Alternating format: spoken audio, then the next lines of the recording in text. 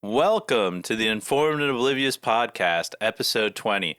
I am Weather Balloon Phil, and this is Little Gray Ray.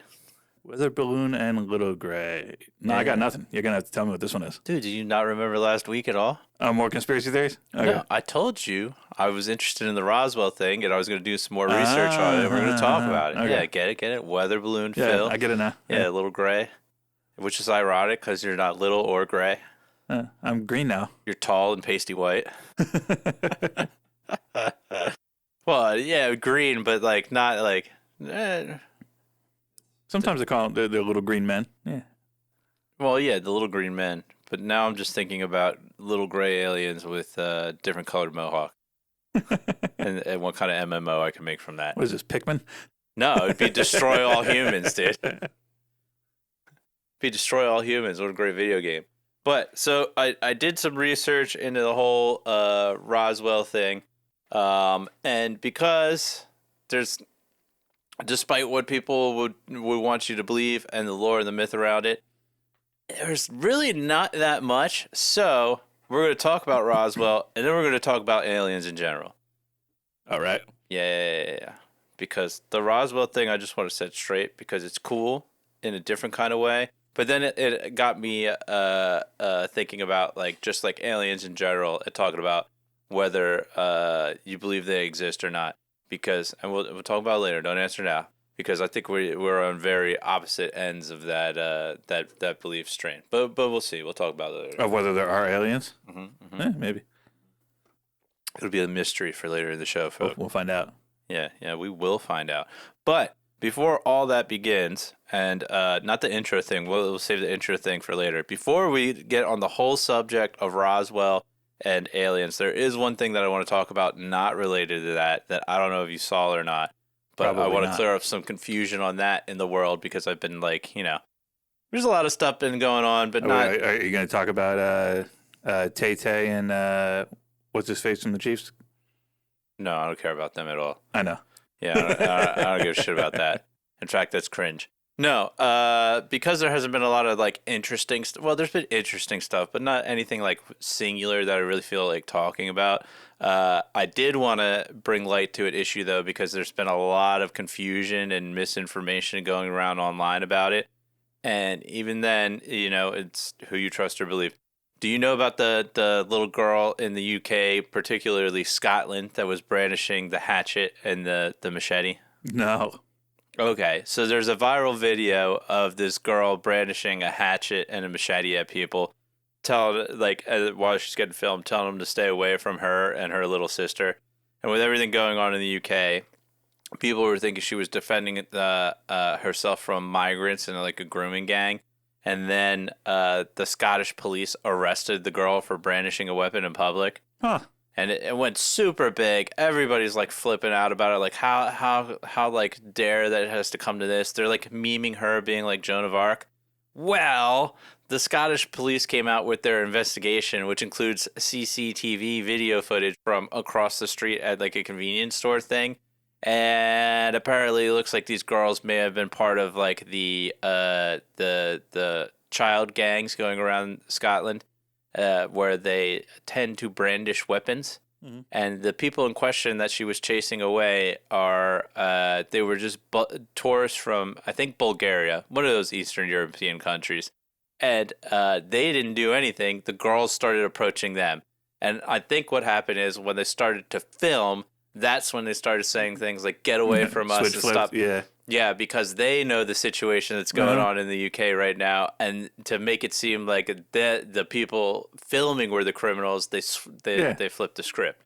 So I just want to talk about that one real quick, because again, there's a lot of people on both sides get real heated about this, and not to say that there aren't problems going on there in the UK right now, but I just wanted to bring that to light because I'm ugh. Let's not idolize this girl who might actually legitimately be a gang member or a criminal. Now again, take all of this with a grain of salt, but from what I could see and from what I've learned on that subject, it looks like it was just child gang members. Which is kind of fucked up still in and of itself, but I didn't hear about that at all though. Well, I would tell you to look it up. It's not that interesting of a video. It's not worth it. But if you are into interesting videos and you've made it this far into our podcast, Then what are you doing? We're not interesting. no, we are. Shut up. Why don't you drop a like, subscribe, follow, ring that notification bell for future videos, leave comments, and as always, you can find us on YouTube, Spotify, Rumble, and now our short form content on TikTok. It occurred to me, why do we keep saying that? Because like they're already watching us on one, are they really going to switch to a different platform? Some people might, yeah. Oh, okay. Everybody has a personal preference, and you never know where somebody might stumble upon like your actual stuff. Okay. Like, for instance, it was really, really, really, really, really, really, really annoying to me when Joe Rogan switched from YouTube to Spotify. I do not enjoy the Spotify. No offense, Spotify. I do not enjoy the Spotify platform for podcast content, mostly because of the fact that like it doesn't have the video feature like all the time. / there's some issues sometimes that I have that is different with like YouTube playing over apps versus Spotify playing over. So like I can, because I have the YouTube Premium, I can play YouTube with it launched up over other apps, and it doesn't disrupt it. Whereas like sometimes the Spotify stuff works well that way, sometimes it doesn't. Sometimes it conflicts with audio in weird ways. Like I just don't like it for that experience, but it's because I'm on the phone. Now, other people might have a completely different experience. Maybe they don't listen to the podcasts on their phone at all, and maybe it's exclusively on the computer. And at that point, like, you probably wouldn't want to use Spotify. You'd want to use YouTube, something like that. But maybe while you're on Spotify in your car one day, because you're like, screw it, I'm going to listen to the podcast anyway, you stumble upon us. So, okay. It's just why you share the different platforms. Or, like, even like think about you have friends that you want to get into something and you're like, oh dude, you should totally check this out. Dude, I don't have that. What about this? Oh yeah, I got that. I can watch them on that. Okay. You know what I mean? Like because there's a lot of people too that like, because of the whole free speech issue thing that people don't like on YouTube, there's a lot of people that jump ship to Rumble. So you just shout them out, all of them, wherever you can find short us answer, at. yes. Good idea to do it. Yeah. But anyway, into the Roswell stuff, and I'm going to do something today that I've never really done before, and I'm going to read note stuff. Yeah, particularly just because I want to get the dates and some of the name things right, and now a little bit wrong because I'm not using like specific articles. I'm just using the AI summation, and then we could talk about it. But because I like watched a whole bunch of different stuff on it, and basically the thing that I think fits the narrative the best, and I'm going to explain all these things, is I think the Roswell incident is a byproduct of a later declassified operation called Project Mogul.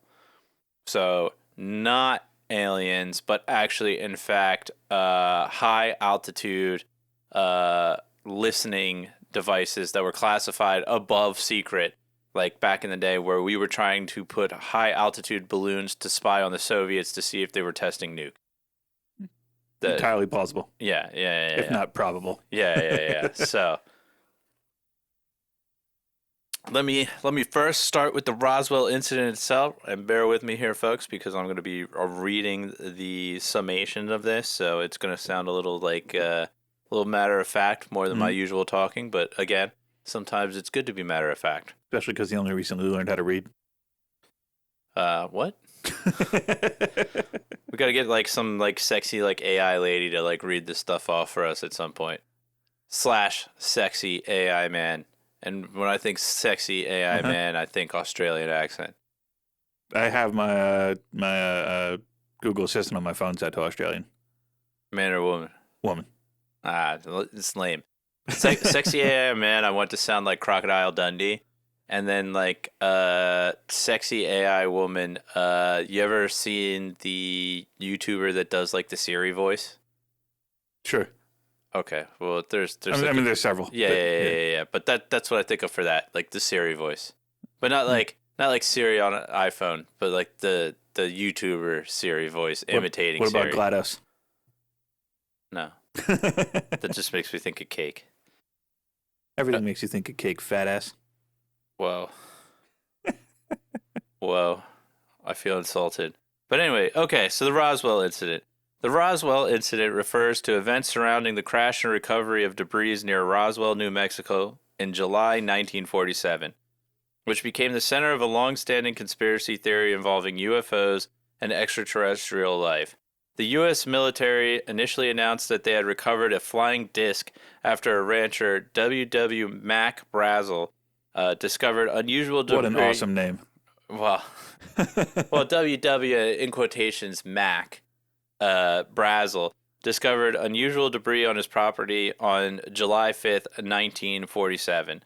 The Roswell Army Airfield, RAAF, Public Information Officer Walter Haut issued a press release on July 8th, 1947, stating the military had recovered a flying disc. This announcement generated significant media attention. However, within a day, the military retracted the statement, claiming the debris was from a weather balloon.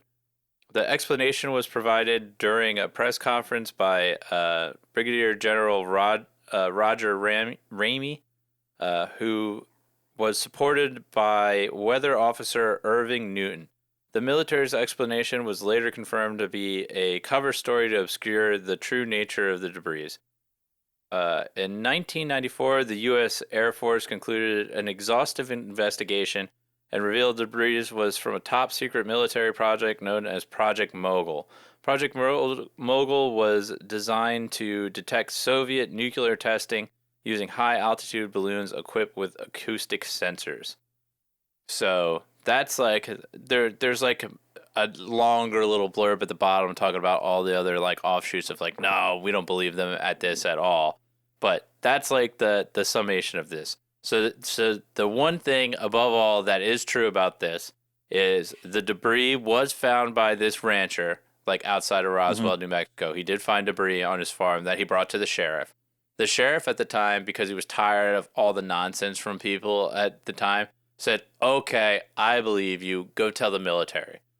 So because the sheriff was just like, I don't want to deal with this shit, and said, go tell the military, this guy said, okay, told the military.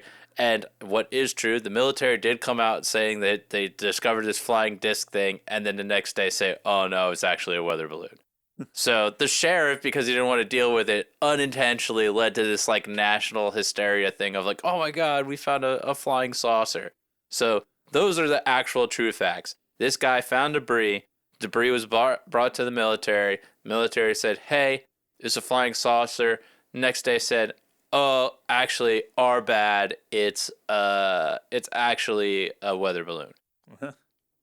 Fourth thing that actually is true, too, with all this that doesn't say in there. After this went down, the military police went into the Roswell like sheriff offices and whatnot and ransacked them and looked for like any other like stuff related to this incident. Interesting. Yes, but when I tell you about Project Mogul, probably makes a little bit more sense as to why they did that after all this went down. Classified documents. Not just classified documents. So, the thing I'm going to show you that looks like a little bit strange is, so this is Project Mogul and what it did with this. This is the high altitude like balloon. See how strange that looks? Yeah, what is that, like something trailing off the balloon? No, it's like a series of reflective like things that they were doing to like obfuscate like the radar and stuff like that, and also help with the listening devices. That was made by a toy company actually in New York, I think it was. So, Project Mogul, sometimes referred to as Operation Mogul, was a top-secret project by the U.S. Army Air Forces involving microphones flown on high-altitude balloons whose primary purpose was long-distance detection of sound waves generated by Soviet atomic bomb tests.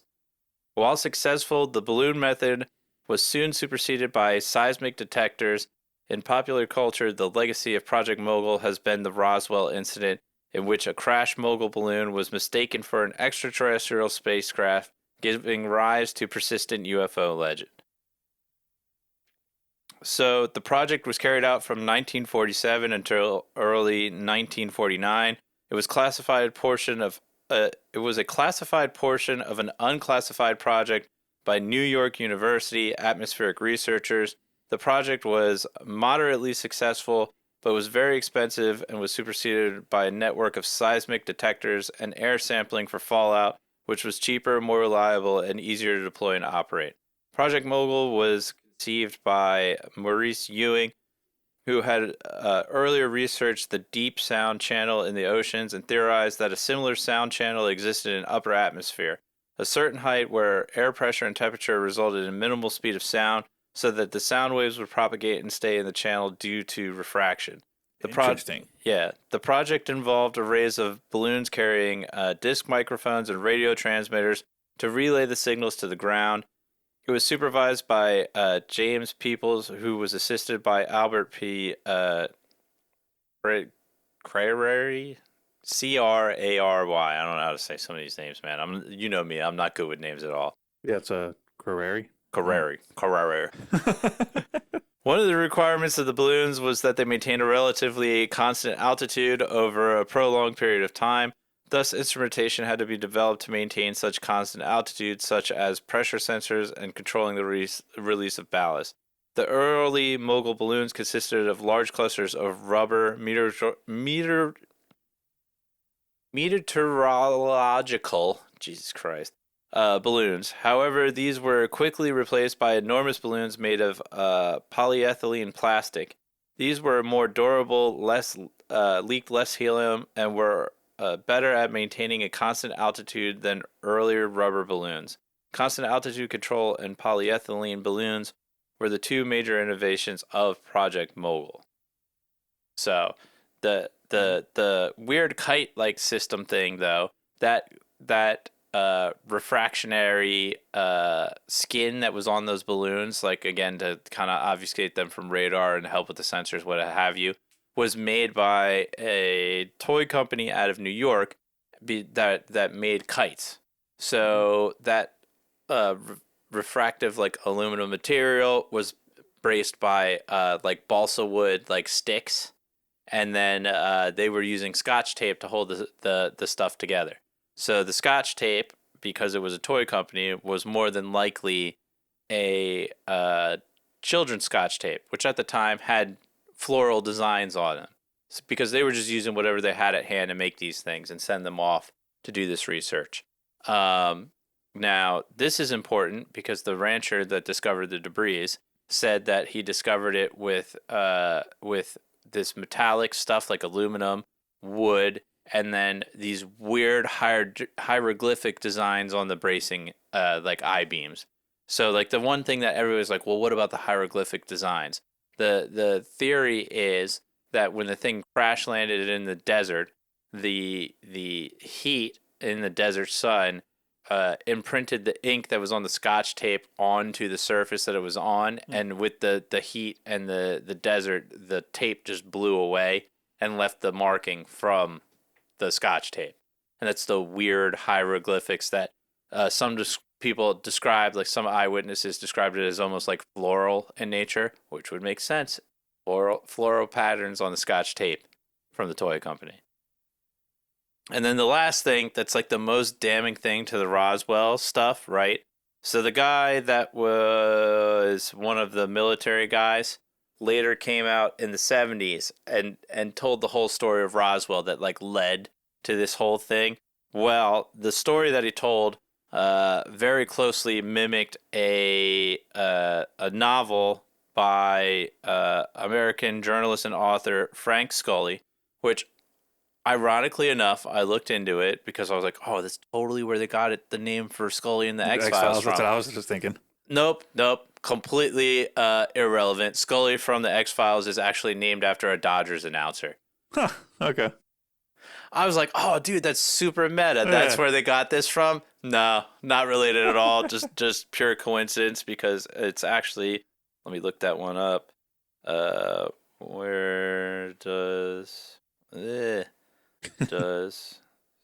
Scully? Yeah, as you were saying, I was like, oh, that must be the fucking X-Files guy. And I don't even watch the X-Files.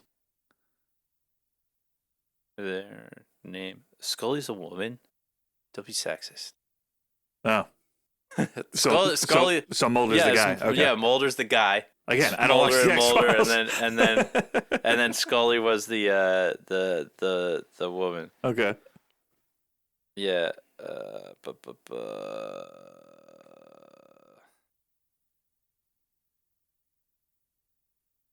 Today, Junior. Well, it told me it before, but now it's Don't matter.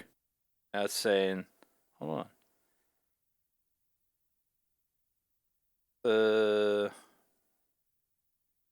What is Scully from? What is Scully? The X-Files named in after? Two.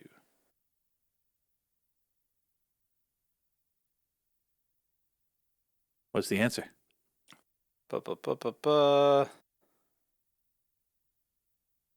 I'm in suspense. I know it's killing me because I had this.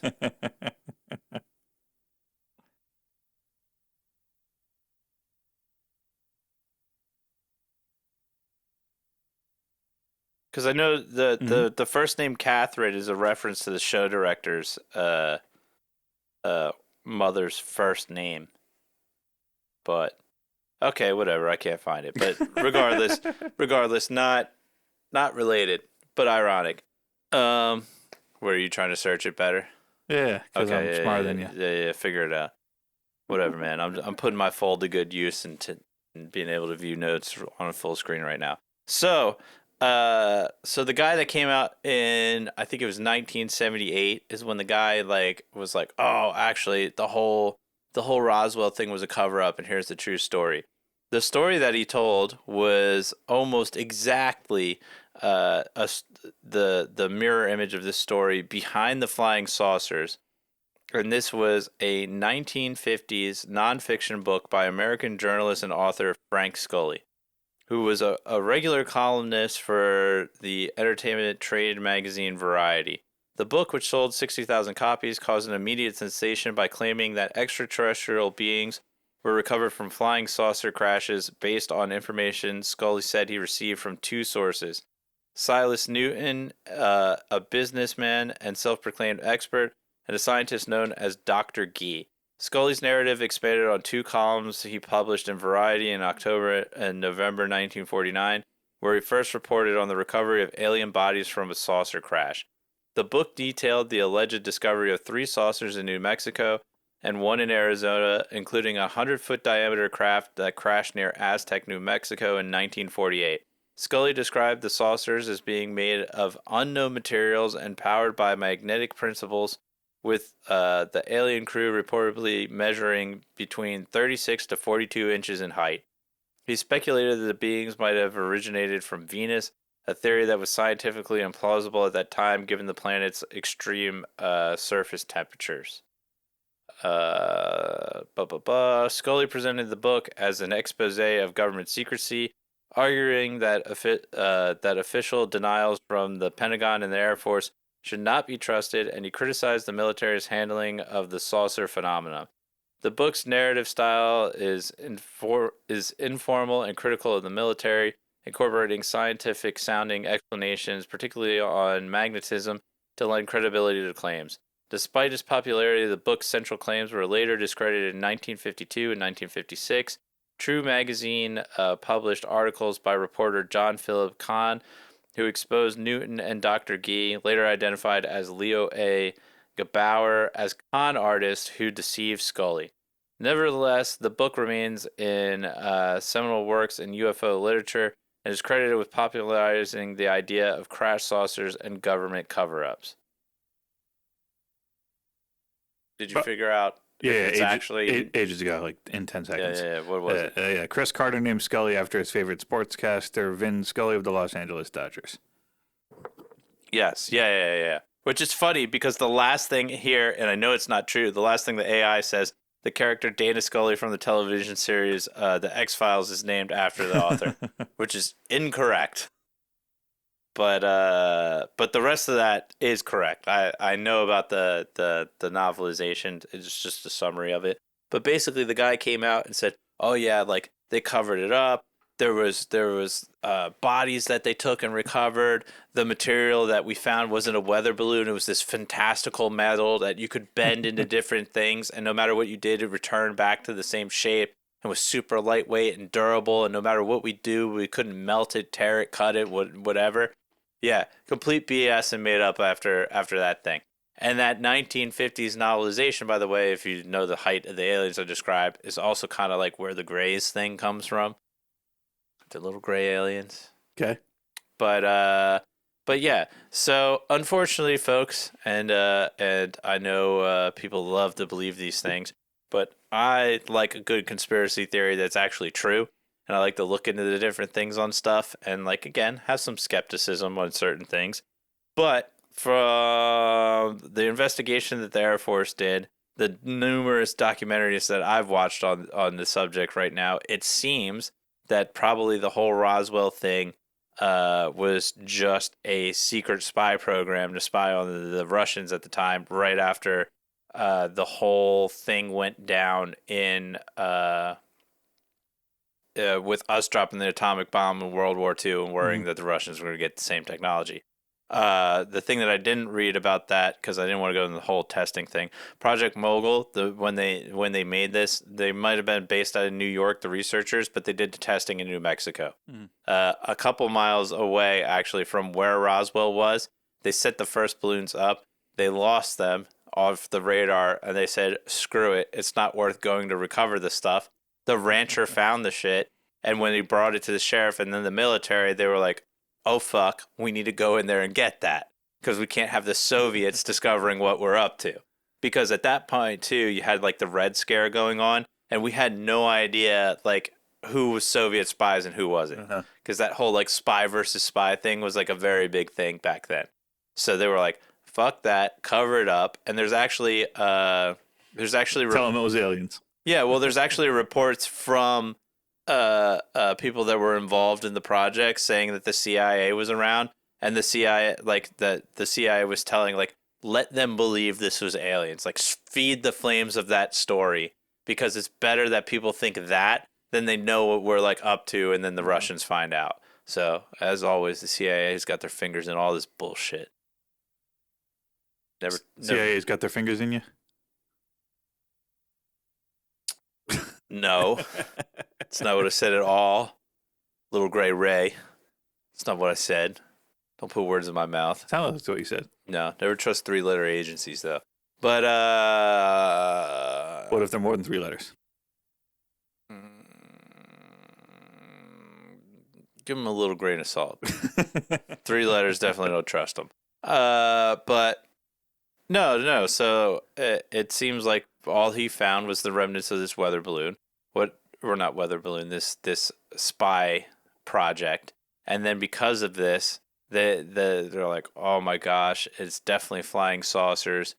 The military came in and raided all these people, and like, no, they were just going in and making sure that they got all the classified information and materials gone before anybody else figured out what they were up to.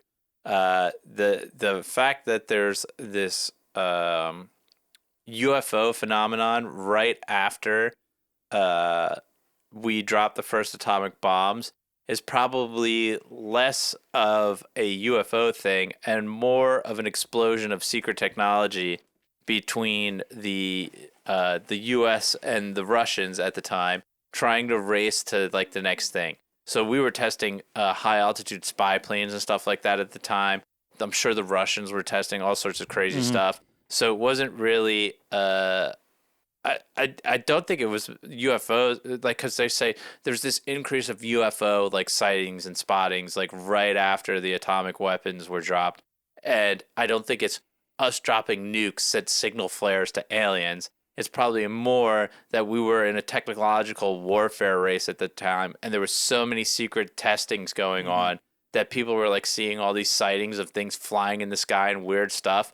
and the governments to keep it quiet because they didn't want everybody to know what they were up to while we were both trying to prepare for nuclear war. They were like, yeah, that was alien.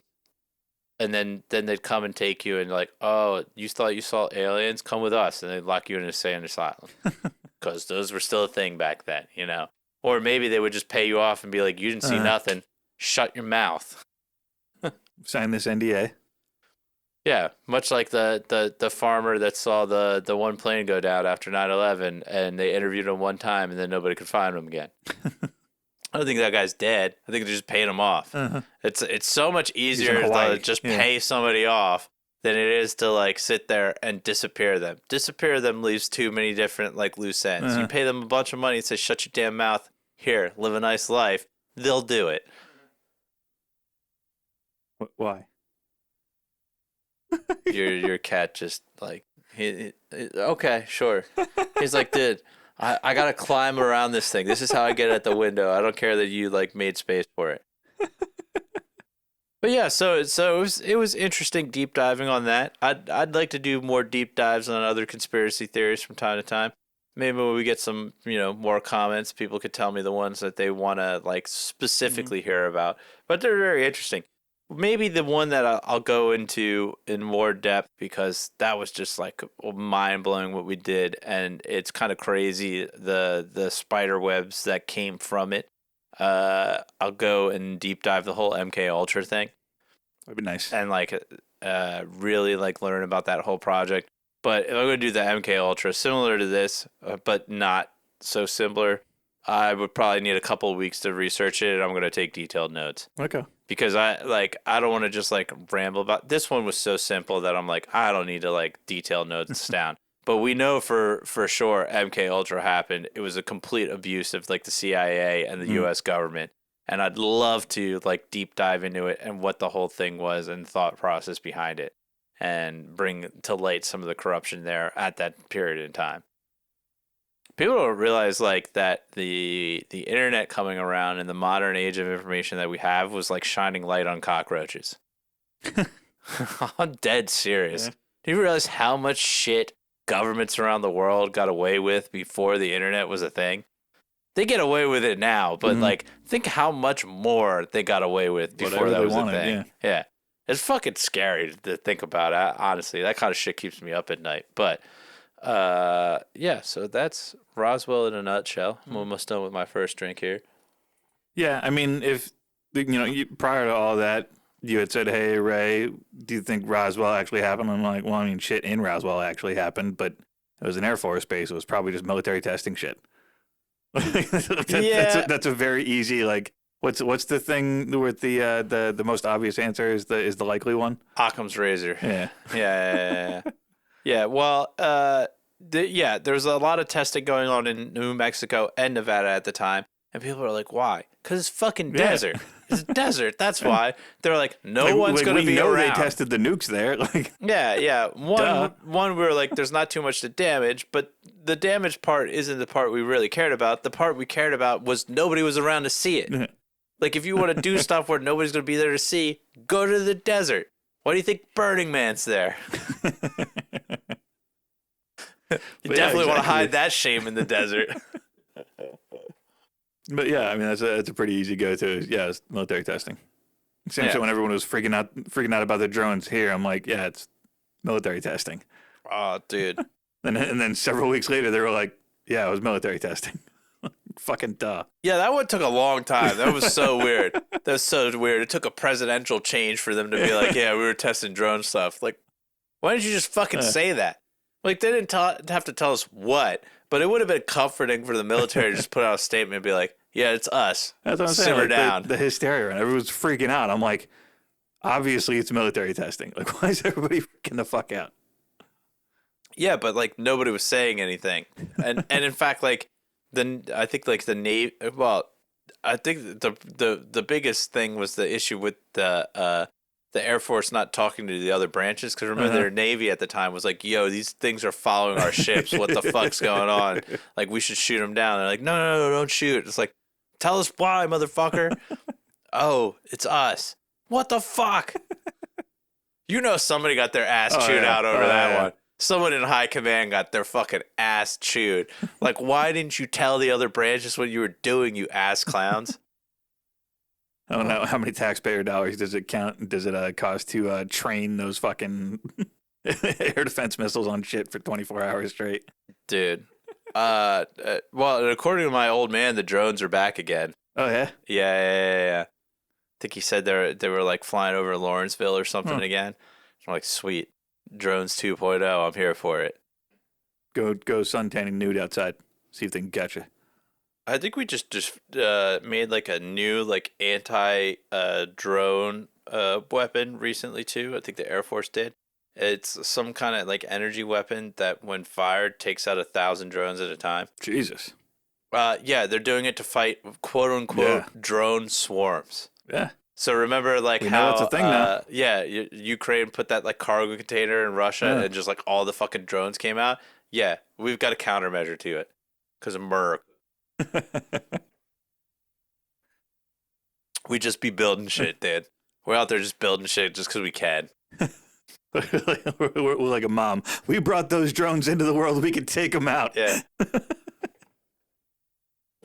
Yeah, we're like, we didn't realize how effective hobby drones would be in modern warfare. We need a countermeasure. Okay, countermeasure established. And it's funny because with that, like, I saw like one of the guys I watched was talking about like China made this like drone that's like actually just like an RC car with a missile launcher on the back of it. And like he's like mimicking like China and the U.S. talking back and forth. He's like, "What? Aren't you impressed?" He's like, "Yeah, I've had that technology for like forever." And he's like, "Also, you might want to rethink that." He's like, "You know what Marines are gonna do when they get a hold of RC cars with fucking rocket launchers on the back?" What does this button do? Yeah, it's like we can hack those things already. I don't think you want to do that. Yeah, that'd be a fun day for the troops. Yeah, the Marines don't fuck around. I still love. I think it was the fat electrician was talking about that the one time. The story of the Marines in this one conflict where they actually Battle of Fallujah. Was it Fallujah? I don't think it was Fallujah. No, it was an older battle than that. The Marines at the time got investigated for war crimes because they had so many headshots. Yeah. I don't think that was Fallujah though. Fallujah's Iraq, wasn't it? Was it not? But they got investigated for war crimes because they got so many headshots that the brass thought that they were executing prisoners. Yeah, it's fucking fantastic. Yeah. No, the fat electrician's quote was, "No, they were just doing long-range lobotomies at such a terrific rate." Yeah. Yeah, I don't think people understand how scary the it was Fallujah. Was it? Was it? Yeah. It took so many headshots that the wounds were closely examined. They were looking for fucking war crimes. They thought they were executing people. Yeah, and then when they realized they all came from the front and there was no gunpowder residue on the bodies, they were like, "Oh shit." Yeah, they gave them sights on their fucking guns. They're like ting ting ting ting ting ting ting. It was like it's like the episode of South Park where they had the on their M16 A4s. Yeah, they put ACOGs on them and all of a sudden put a lot of holes in heads. Yeah. It's like the episode of South Park where they had the Somalian pirates. Carmen like joins them. He's like, and they just like, shoot, and they just like drop all of them. Yeah, that was the Battle of Fallujah. Fucking crazy. I heard something about the Russians. Is it the Russians? I don't know. Somebody has they're basically like you pay to go on a boat and go nearby where the pirates are, and you can shoot at them if you see them. Yeah. I don't think I would want to pay for that. One, because I don't know if I trust a Russian ship to make it all the way through there. But two, like, okay, yes, the excursion is to shoot at Somali pirates. What happens if your gun jams and or they shoot back first? You're not safe. They're not putting you in some bulletproof shark cage or something. Like, what the fuck? Like, you have to shoot at. Well, I guess you're just crazy at that point, and they don't care. Mm-hmm. That's probably like you go and do that, and then the Russians just shoot you in the back of the head anyway. Oh, I don't know what happened, but we had a life insurance policy on them. Crazy. Yeah, I don't think the guys who are doing that are really caring about like the manifests. That's true. That's true. But anyway, sidetrack on military awesomeness, which we can war game alien stuff, a la Independence Day on that one next. Ender's Game. Man, I don't like Ender's Game. Ooh, speaking of that though, I did see not Ender's Game, but Starship Troopers. Yeah. Yeah. So I saw like a film a la film theory like thing on that movie recently, and I was like, that's fucking blowing my mind. You know how the lady that's like piloting the main spaceship out there when they go to like fly, when she like first leaves the dock and she almost like scrapes against the other ship, and he's like, dude, you gotta like chill. And then she the Rico's main love interest from the beginning, that the girl that's like with them. You know how she like was going to go on a plot, and then she's like, I plotted a more efficient plot. And the computer's like, yeah, actually, this is going to save time. And they go on that route. You know how they come out, and there's the asteroid there? Okay. So they drop out of space, and there's an asteroid, and they have to drop really quick to avoid the asteroid, and then they clip it with the ship. So the movie theory is that it wasn't the bugs that launched the asteroid at the Earth to destroy Buenos Aires. It was them dropping out of this space trajectory, hitting the asteroid, deflecting it enough that it put it off course, where it then crashed into the Earth. And I was like, that's actually a good point. So it's either the film nodding to the fact that the course was plotted and there shouldn't have been an asteroid there because the bugs sent it, or they plotted the course and because the sensors weren't good enough, the asteroid was there and they hit it and it knocked it into the Earth. I don't know which way it went, but I was like, that is some brilliant filmmaking that I don't think anybody's really thought about. Yeah, because I don't think they did it that way. No, that thing was definitely... that film wasn't that technical. No, but the asteroid hit after, so like them running into it was definitely like... Nobody thought about it at the time, and like even watching it, I was thinking about it, but that was foreshadowing of the asteroid hitting the planet because of the trajectory that they came from. Yeah, it was because it wasn't supposed to be there because the bugs threw it. Or they just didn't know it was there in plotting their course, and you don't need much force to like disturb the path of an object in space. I don't think the writers of that movie are going to go that deep to it. This is why you're no fun. It wasn't that kind of movie, Phil. You never know, dude. The Simpsons predict everything because those guys are super into science and stuff like that. I mean, it had fucking Neil Patrick Harris shoving guns into a vagina bug. I don't think it was that serious. Brain bug, dude. Brain bug. It was a brain bug. Don't make it weird. It was a brain bug. Then why did they blur it? What? They didn't blur it. Well, yeah, okay. They blurred it because the blurring was to be like they were showing the stuff back home. Uh-huh. Was it because it was too graphic? They had a co-ed shower scene in that movie. No, it was, yeah. Yeah, no, they blurred it in the movie to the viewers, yeah. Yeah, because it was the brain bug, because it was too graphic. Yeah. No, it was a joke because they knew what it looked like. It was a comedic movie. That's not what it looked like. It's also based off a novel. I didn't know that. Yeah. That was a novel that was a critique of, I think, socialism and capitalism. Yeah. But service requires citizenship. What's the difference between citizenship requires service? I mean, what's the difference between a citizen and what's the other thing? A civilian? You didn't serve. But serve wasn't just in the military in the actual novel. In the novel, it was actual like community service as well. Okay. So like as long as you did something for the greater good. But we're getting off track. Track? I just didn't. I thought I was like, man, that's brilliant. I didn't even like realize that. It's a good theory, but it's just not true. It's probably better than the actual one, but This is why I'm informed and you're oblivious. You're no fun. But okay. That's not the first time I've been accused of that. Yeah.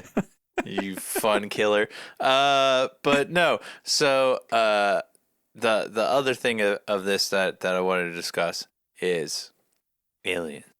And I feel like I got to do like the History Channel big hair aliens meme. Go back and edit that in later. If you want me to.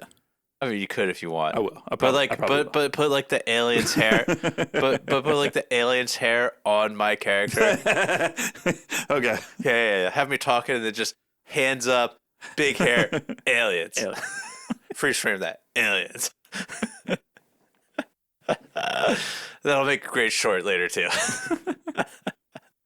But yeah. So aliens, what are we thinking? Do we believe in them? Do we not believe in them? Are you indifferent? How do you feel about somewhere between belief and indifferent. I think they're very likely out there somewhere. Whether or not we've had any interaction with them on our planet, I have no idea, and I'm not one to speculate. Okay, so you're kind of agnostic on as in aliens. most things. Yeah.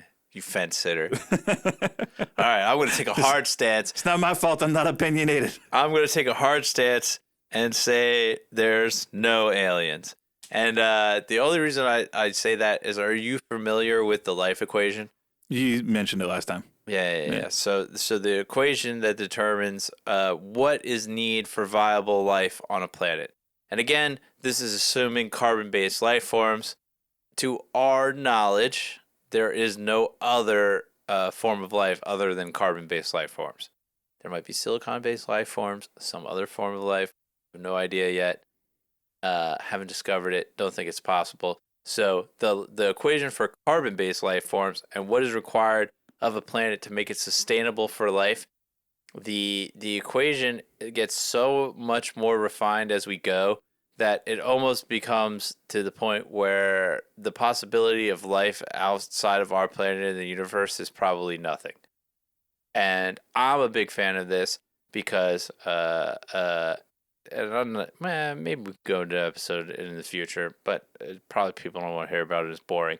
But so there's quantum physics that says the more unlikely something is, the more likely it is to happen at least once. And with my faith anyway, I believe that God acts in the realm of science. And based off of that equation and the way that like the more unlikely something is, the more likely it is to happen at least once, there might be a strong possibility that you need something the size of our universe to create one planet with life on it. Wouldn't that be fucking mind-blowing? I think it's far more likely that there's other life out there. Well, think about it for a second. Don't just knee-jerk me, you jackass. I don't know what you expected. Take another hit of your fucking bowl and then do some fucking mind-blowing introspective and think about the fact that like it might take something the size of the universe to balance a fucking equation to make it so you get one life-producing planet. And think about other like crazy things that we've done that require so much fucking energy expenditure to just make one thing and then figure that the universe might be the fucking cosmic oven that makes life. For one planet. Again, I think it's more likely that there's more. Yeah, well, the other thing is we'll never fucking find each other. No. Yeah, because the thing that with this regardless, until you get faster than light technology, you're basically watching a time capsule of the fucking universe, and you would never spot life on other planets. No, impossible. And by the time you did, your planet would be dead, and the star that you have be dead, because everything is so far back. They theorize certain things that we can see the beginning of the universe if we look deep enough, which is like crazy. But yeah, nothing goes faster than light. So unless you have some kind of subspace communication where you can breach that barrier, we're not even going to be able to reach aliens. Like we send radio signals out. Those radio signals are so much fucking slower than like light. Even if they did reach it, they'd be like, where the fuck did that come from? Because by the time the radio signals hit them, our universe would have traveled, or our galaxy would have traveled so much fucking further, they wouldn't be able to pinpoint where the signal came from. They'd just be like, the fuck was that? Plus, that signal would be so distorted by then. Yeah. I think like the most crazy thing that fucking like shows like Stargate and the like have in them is how many like hospitable planets met other hospitable planets. I'm like, that's just fucking asinine. It's never gonna happen. It's impossible. We theorize certain planets may or may not have like hospitable life, but they are so fucking far away from us. By the time we got the technology to get over there, maybe there was something there. Maybe they're all dead. Maybe they moved on. Who the fuck knows?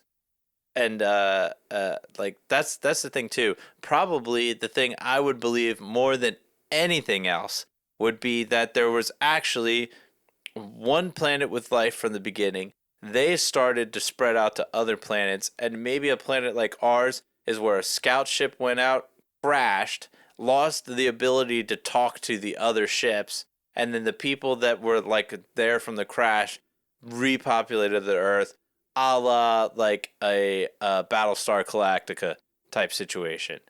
Because like the fact that there would be this conglomerate of species that talk to each other, just like I feel like it would be like having meeting a neighbor when you live in the deep wilderness in Alaska. like, are you likely to meet them? Probably not. Maybe you find somebody someday, but more than likely, you're just gonna grow your own community.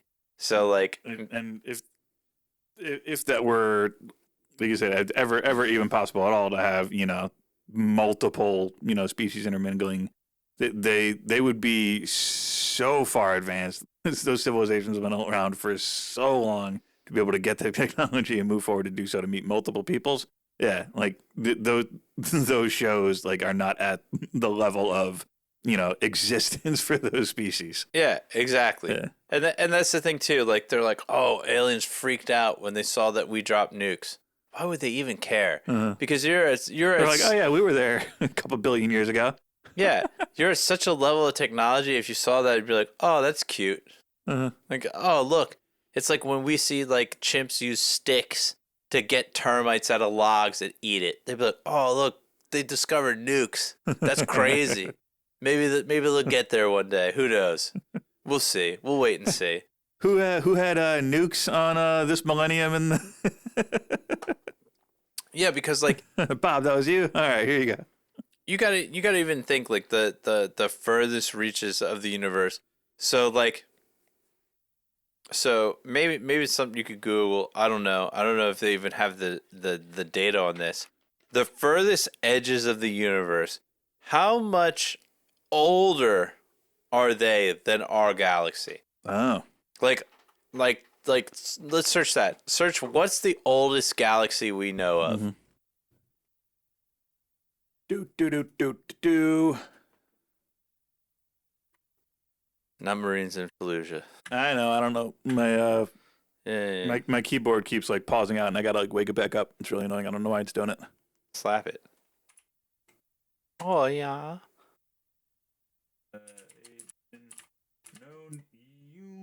No. What is the oldest galaxy we know of? Not the age of the universe. I don't care about it. I thought I worded it right, that it would give me what I wanted. No.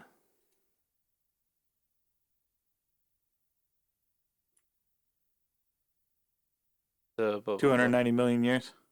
Oh, no, after the Big Bang. The most distant known galaxy, and thus the one whose light is seen oldest, is the Jade's GS Z14-0 galaxy, which existed just 290 million years after the Big Bang, according to data from the James Webb Space Telescope.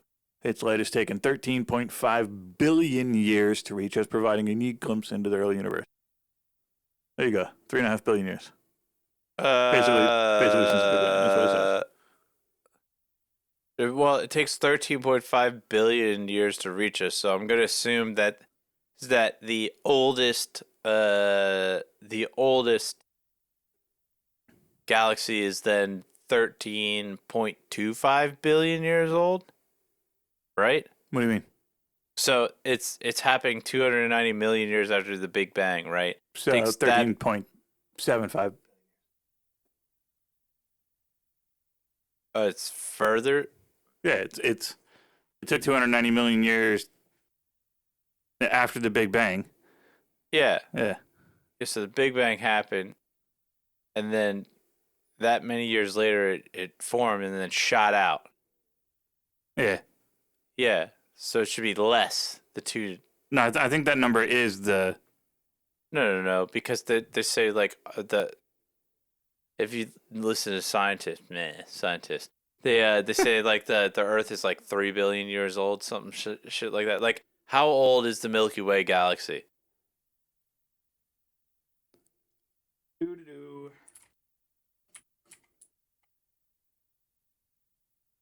13.61 billion years. But what? Hang on. The Milky Way galaxy is approximately 13.6 billion years old. You're not getting any of the answers you're looking for, are you? Yeah, this doesn't make sense at all. They're like the oldest one was like this, and then the universe is 13.8 billion, but the Milky Way is 13.6 billion, and that one took 13.5 billion to reach us. So like how is that the oldest, but yet we're we're only 0.2? It doesn't make sense. It's in a different direction, I guess, maybe. Yeah, man, I don't like it. Doesn't make sense. Well, it doesn't make sense. All of it. Time, space, timey-wimey things. But either way, like you're basically looking into a field of nothingness when you scan the universe at our level of technology. How would you ever discover life? You'd have to have some form of telescope that can view the current state of the universe, and that's the other wild part. And you know how there's dead internet theory?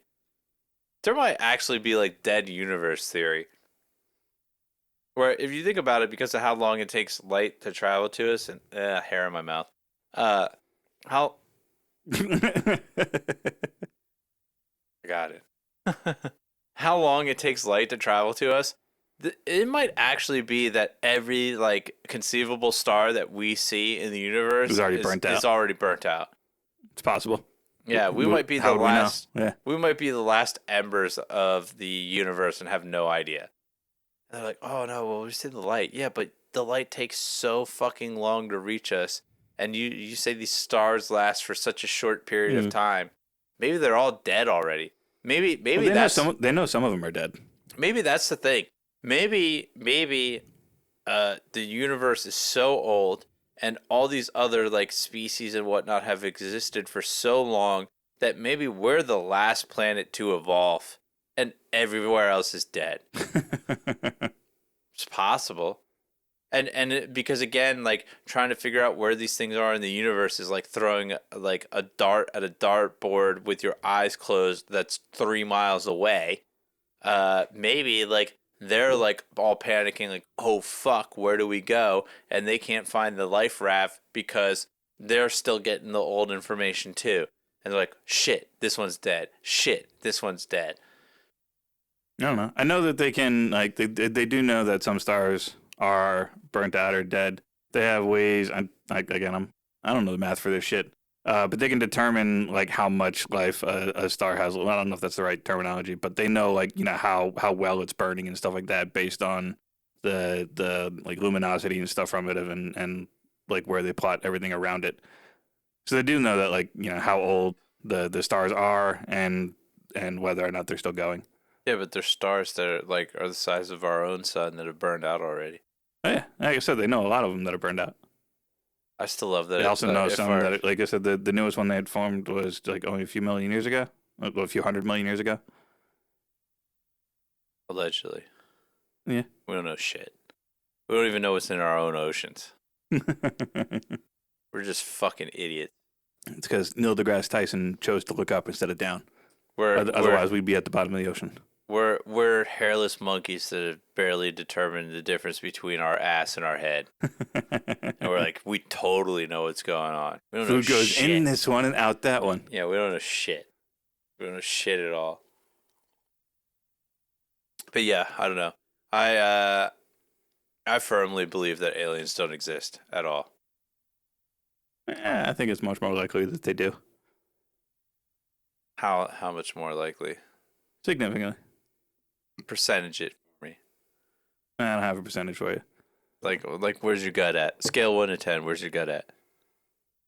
It's the larger piece of the pie chart. Okay, I'm gonna frame it like the whatever podcast. Scale of 1 to 10, and you can't choose 7. Where are you at? 7. You can't choose 7. You can't choose 7. You can't rate your alien skepticism out of 7. Scale of 1 to 10, where are you at? I'm probably 6. Okay, all right. A little bit more attractive than the most, but still not confident. I respect it. Like I said, it's the more likely scenario, but like you said, we don't know shit. I don't know, man, because I believe in the great bearded wizard in the sky. I know you do. So I don't see it. I don't believe it. I have far more belief in angels and demons than I do in aliens. And then again, I think that the simulation theory is just as likely. So I give more credence to that than I do the aliens thing, to be honest. I'm still waiting for the whether we live in a 2D or 3D world experiment results. Did I tell you about that one? Oh, 3D or a 4D world? 2D or 3D. Did I tell you about that? No. So there was a guy that so there's an issue with physics where no one can unify the difference between macro and micro, macro and quantum physics, whatever. Mm-hmm. The big and small physics, they can't unify the two, and there should be a unifying theorem. And basically, this one guy figured out that if instead of viewing our world in a 3D plane, if we were in a 2D plane, you could unify the two theorems. And so, because of this, he started doing an experiment, and this was years ago, so I don't know if he actually verified it or not. He was doing an experiment to see if you could figure out if we were actually in a 2D or a 3D world, which for the rest of us changes nothing because the world is how you perceive it. So whether we're 2D or 3D, we perceive in 3D, so it doesn't matter. But for explaining physics, if you could prove that we're in a 2D world, then physics makes complete and utter sense, and you can unify the two. So what he was doing is he is firing a high-powered laser at mirrors and measuring the distance of it.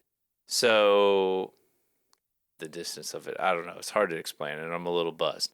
So basically, the way that it works is if we're in a 2D plane, that ultimate precise laser will get a finite measurement. Because in a 2D plane, you can't have an infinite measurement when shooting a laser in a mirror.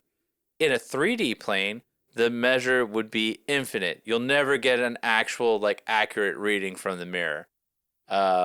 So they were firing these lasers to try to prove this. I don't know if that ever happened. COVID might have disrupted this whole thing. It'd be very interesting.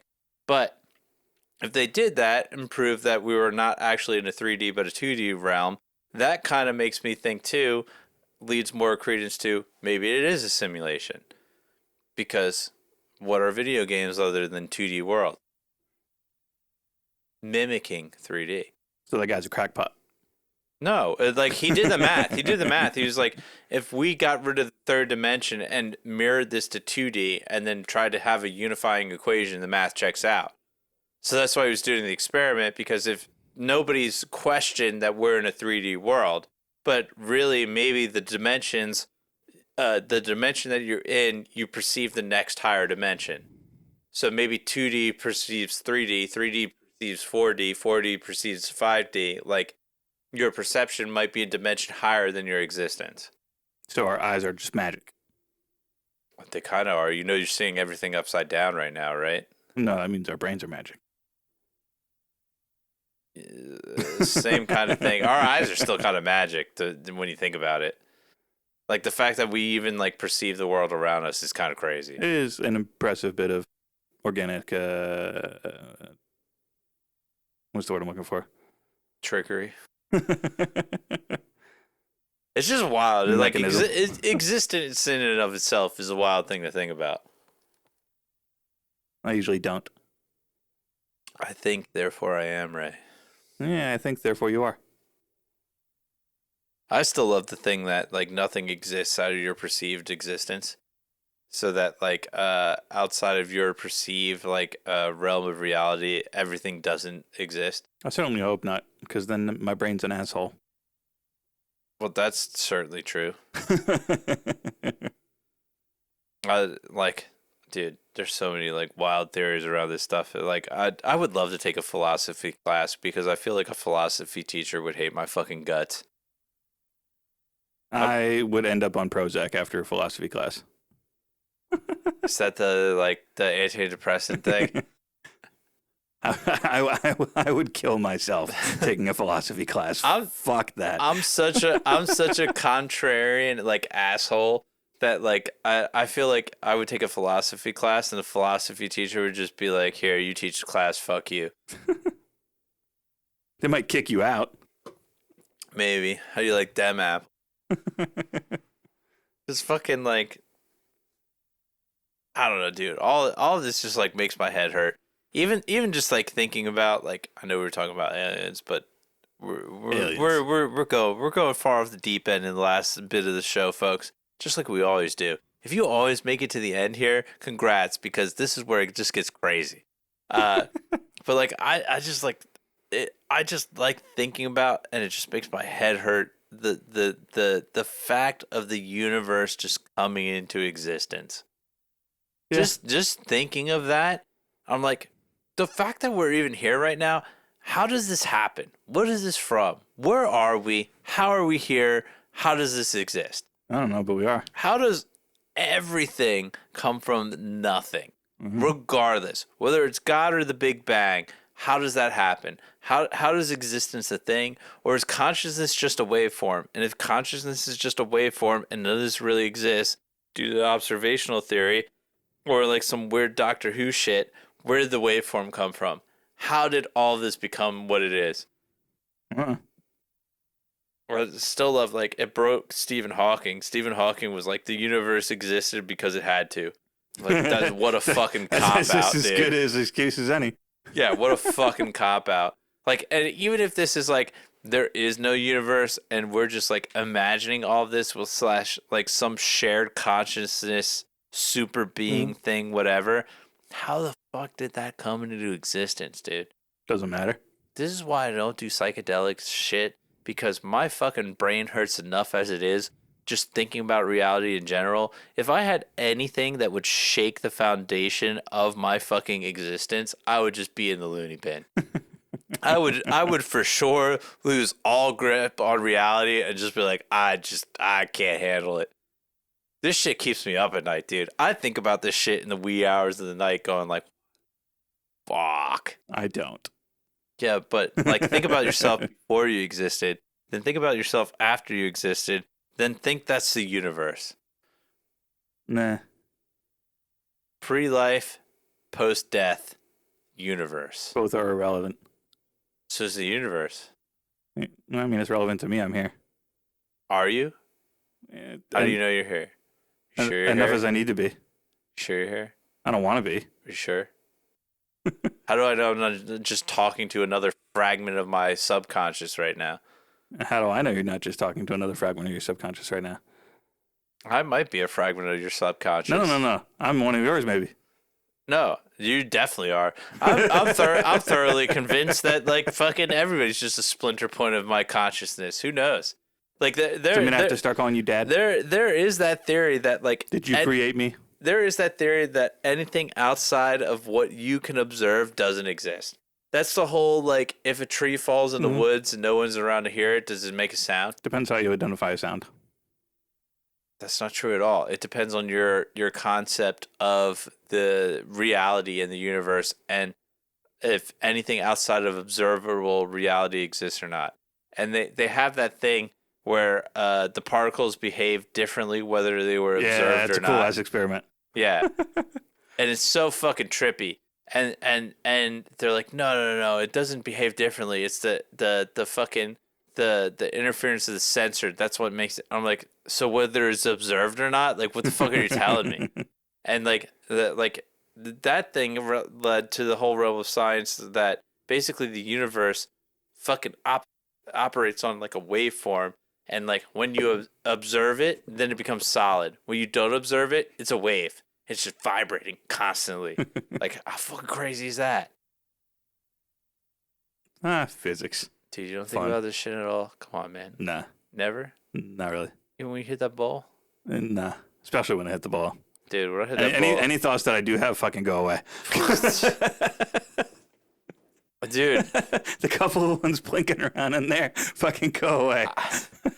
I'm just plagued by this shit constantly. That's why I get silent when I fucking smoke. We're doing our podcast. I grasp onto one thought, and it's just me silent for 5 minutes, trying to hold the fuck onto it. You're the last embers of your one brain cell. Meanwhile, I'm over here having so many different fucking ideas that I'm just like, please shut up, my brain. Mm-hmm.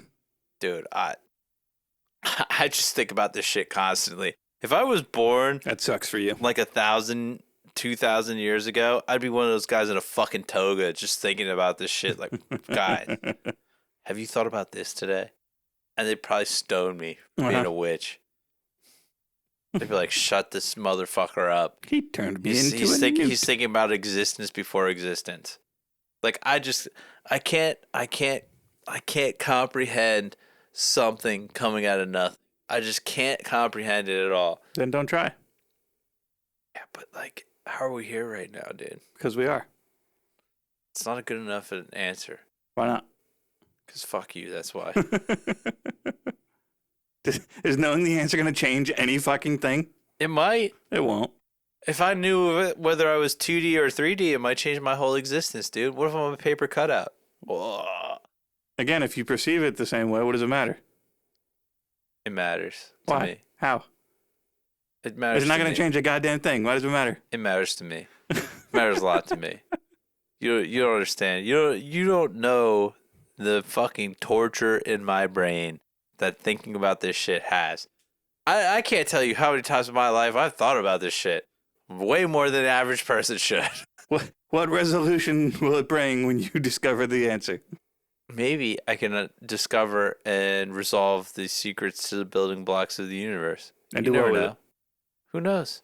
Fucking Isaac Newton discovered gravity when a fucking apple hit him in the head. Maybe me discovering Is that a this true story? shit. Yeah. Or is that some bullshit? No. That's what happened. It's not George Washington and chopping down the cherry tree. That shit didn't happen. But the fucking apple hitting Newton in the head is what led to the whole fucking gravity thing. He didn't discover it right then. We get taught that bullshit in school. We were like, Eureka, I know gravity. No, but that action is what led to him discovering doing the research. Okay. The theorem of gravity. Gravity's not confirmed. We don't know it exists yet. It's a theory. It's not a law. We can neither confirm nor deny it. You could jump up now and maybe you don't come back down. We don't know. We haven't proven it yet. We just think it's a law. It's a natural law. Again, at this point, it's close enough. Who cares? Not to be confused with Law from One Piece.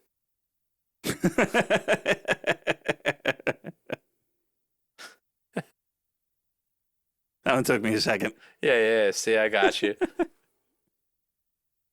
But anyway, folks, we've entered the therapy session of the podcast, so it's about time to call it.